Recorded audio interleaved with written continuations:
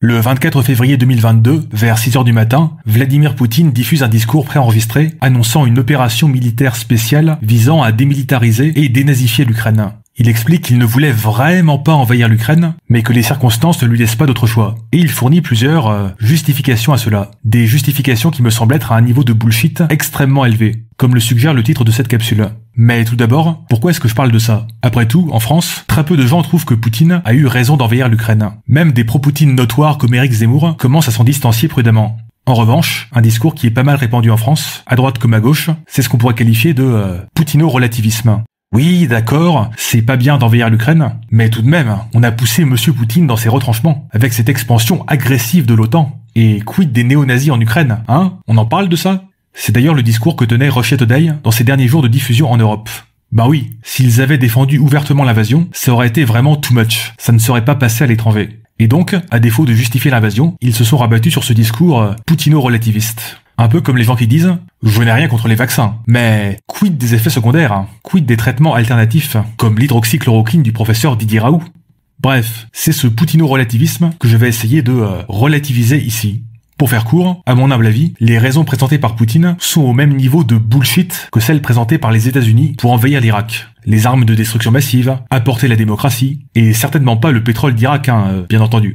Donc, j'ai mis un lien vers une transcription du discours de Poutine dans la description, et allons-y.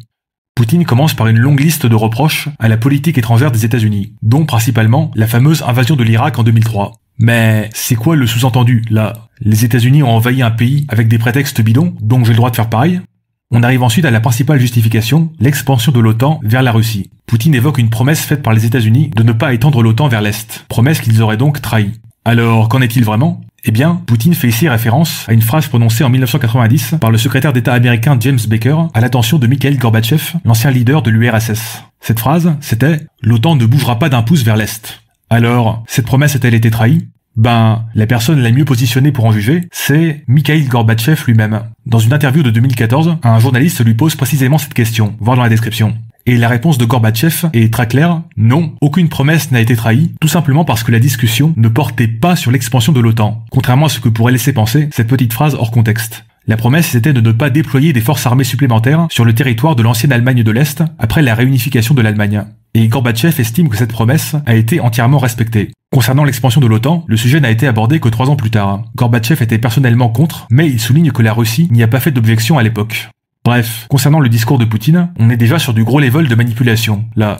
Ceci étant dit, on peut bien sûr trouver inélégant de la part de l'OTAN de s'être finalement étendu vers l'Est, mais ça ne justifie en aucun cas d'envahir l'Ukraine. Et d'ailleurs, Poutine ne prétend pas cela non plus. Non, la raison qu'il invoque, c'est que la présence de l'OTAN à ses frontières serait une menace existentielle pour la Russie. Notons en passant que c'est pourtant déjà le cas depuis presque 20 ans, puisque l'Estonie, la Lettonie et la Lituanie, des pays frontaliers de la Russie, ont rejoint l'OTAN en 2004.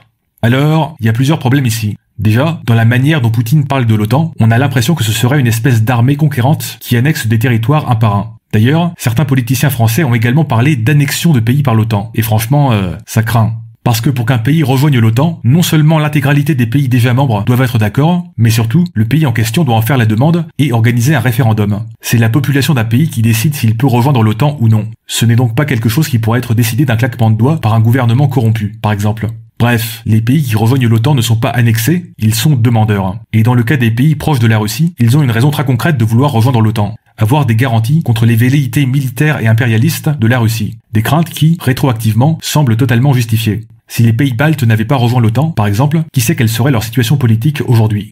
Bref, ce n'est pas l'OTAN qui s'étend de façon menaçante en direction de la Russie. Ce sont plutôt les pays proches de la Russie qui se réfugient dans l'OTAN, de façon très compréhensible.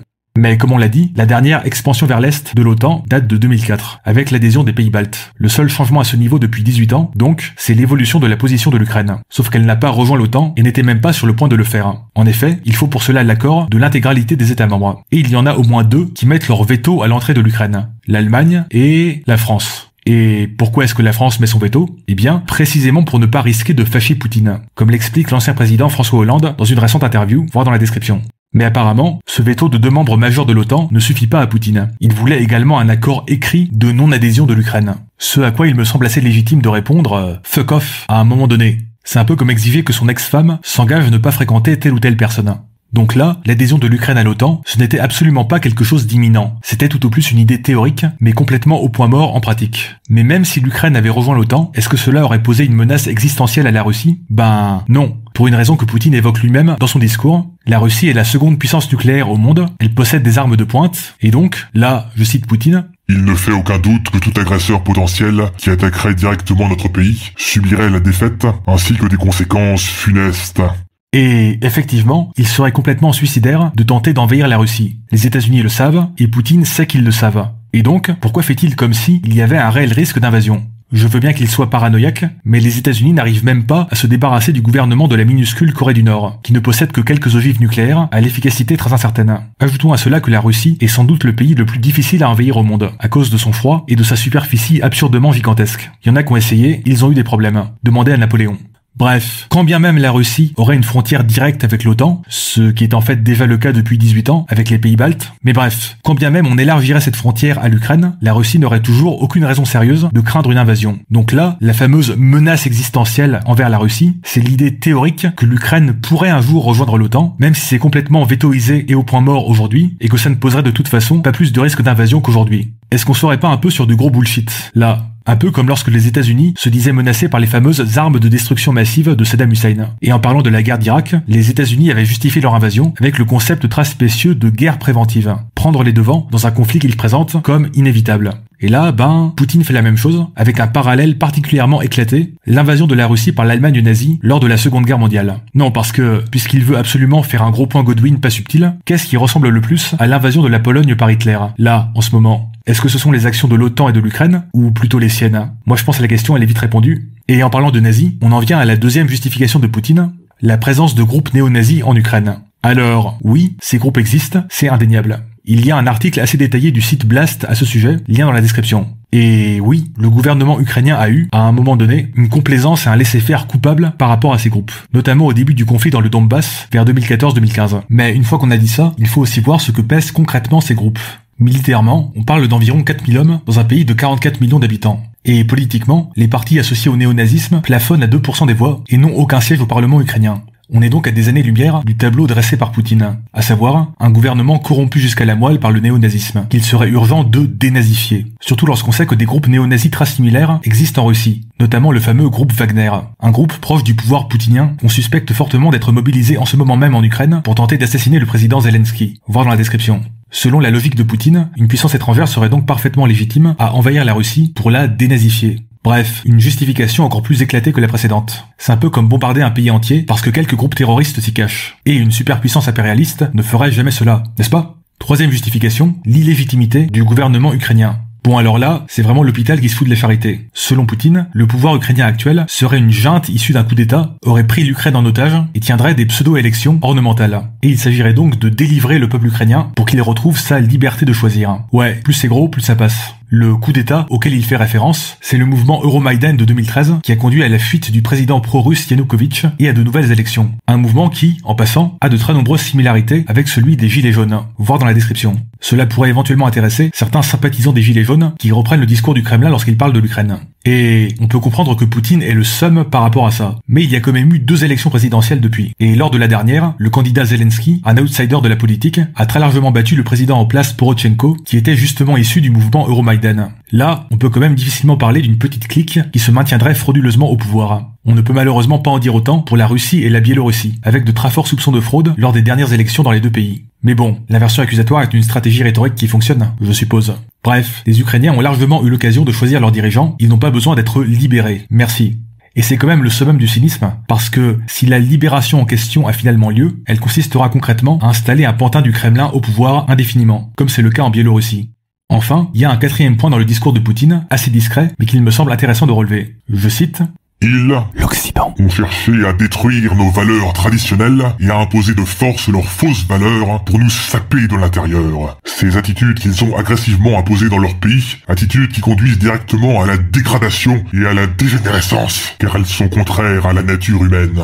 Bon, là, je suppose qu'il parle d'horribles perversions contre nature, comme ne pas persécuter les personnes LGBT, Oui, parce qu'à l'entendre, la glorieuse civilisation russe est tellement fragile que si on arrêtait de persécuter les LGBT, elle risquerait de s'effondrer. Et le fait qu'il juge pertinent de mentionner ça dans un discours d'invasion de l'Ukraine, ça en dit long sur les insécurités civilisationnelles des autocrates dans son genre, qui se paluchent à longueur de journée sur une grandeur civilisationnelle qui serait menacée de toutes parts par des forces occultes. Ben je sais pas, si tu veux de la grandeur civilisationnelle, commence peut-être par faire de la Russie autre chose qu'un état mafieux où la quasi-totalité des richesses est captée par quelques oligarques ultra corrompus.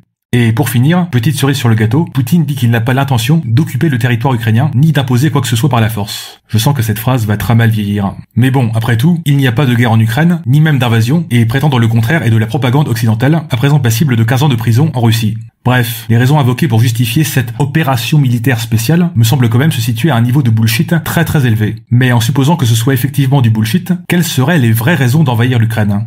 Alors, on ne peut bien sûr pas lire dans les pensées de Poutine, mais il y a quand même une raison beaucoup plus évidente, et beaucoup moins avouable. L'Ukraine était en train d'échapper durablement à la sphère d'influence de la Russie, pour se rapprocher des pays occidentaux. Parce que, sous le règne de Poutine, qui dit influence russe, dit corruption extrême. Corruption qui a justement été le déclencheur du mouvement Euromaïdan. Et si vous trouvez que la corruption du gouvernement français justifie le mouvement des Gilets jaunes, alors c'était 10 ou 20 fois plus vrai pour ce mouvement-là. Aujourd'hui, dans leur très grande majorité, les Ukrainiens ne veulent plus être un état pantin de la Russie, comme l'est la Biélorussie, par exemple. Et nous aurions les mêmes sentiments à leur place. Parce qu'on peut reprocher énormément de choses à l'Union européenne, mais en comparaison de la Russie de Poutine, ça ressemble à un paradis d'intégrité et de prospérité économique. Et que l'Ukraine échappe à l'emprise du Kremlin, du point de vue de Poutine, c'est absolument intolérable. Mais même d'un point de vue purement économique, l'Ukraine, c'est une très grosse partie de la production de blé mondiale, c'est toute une industrie minière, c'est une autoroute à gazoduc, c'est les ressources de pétrole et de gaz encore inexploitées de la mer Noire.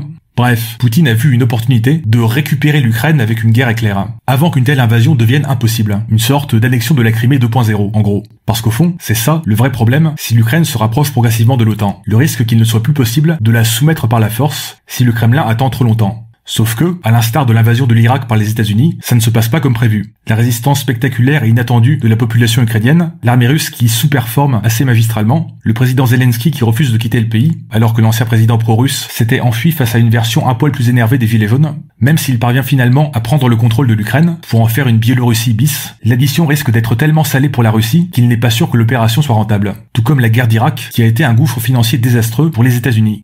Un nouveau désastre humanitaire pour rien, décidé par pratiquement un seul homme, et ses fantasmes proto-fascistes de reconstitution d'un grand empire russe. Vous vouliez de la grandeur civilisationnelle ? Et ben voilà, maintenant vous en avez, j'espère que vous appréciez. Bref, c'était ma contribution pour essayer de réduire le poutino-relativisme dans le monde francophone. À vous les commentaires.